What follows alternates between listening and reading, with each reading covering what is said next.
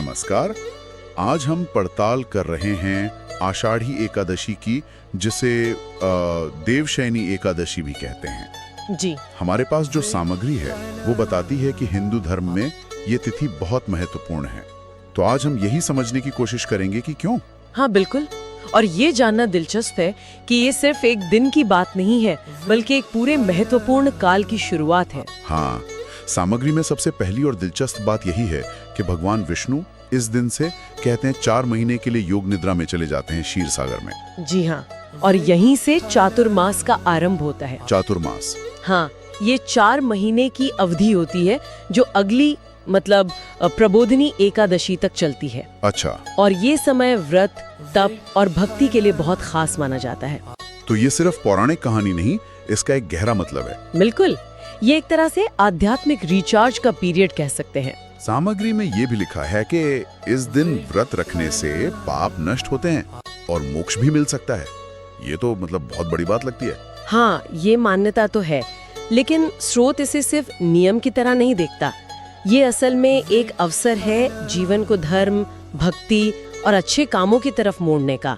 पाप नष्ट होने वाली बात शायद नकारात्मकता से मुक्त होकर एक नई सकारात्मक शुरुआत करने का प्रतीक है, एक तरह का आध्यात्मिक नवीनीकरण। अच्छा, और फिर महाराष्ट्र में जो होता है पंढरपुर यात्रा, वो तो बिल्कुल अलग ही स्तर पर है। हाँ, लाखों लोग वारकरी संप्रदाय के भगवान विट्ठल के दर्शन के लिए पैदल यात्रा करते हैं। विट्ठल जो विष्णु के अवतार माने जाते हैं। जी, और ये दिखाता है कि कैसे ये एकादशी सिर्फ व्यक्तिगत साधना तक सीमित नहीं है, ये सामूहिक आस्था, भक्ति और संस्कृति का भी बड़ा उत्सव है। सही, मतलब व्यक्तिगत और सामूहिक दोनों पहलू हैं इसके।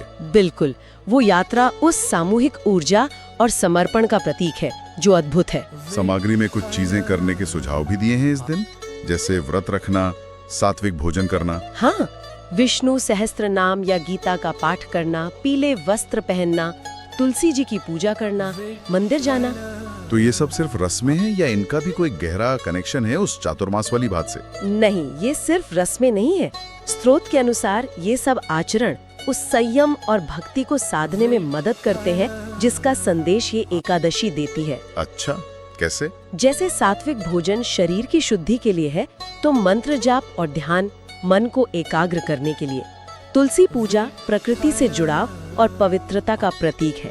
ये बाहरी क्रियाएं असल में अंदरूनी अनुशासन को गहरा करती हैं। समझ गया। तो कुल मिलाकर ये सिर्फ एक छुट्टी का दिन नहीं है या कुछ रीति रिवाज पूरे करने का मौका? बिल्कुल नहीं, स्रोत इसे देखता है एक महत्वपूर्ण मोड़ की तरह, आत्मिक जागृति, अनुशासन और भक्ति की ओर मुड़ने का। हाँ, ये हमें याद दिलाता है कि जिंदगी की भागदौड़ में रुककर अपने अंदर झांकना, आध्यात्मिक अभ्यास करना कितना जरूरी है।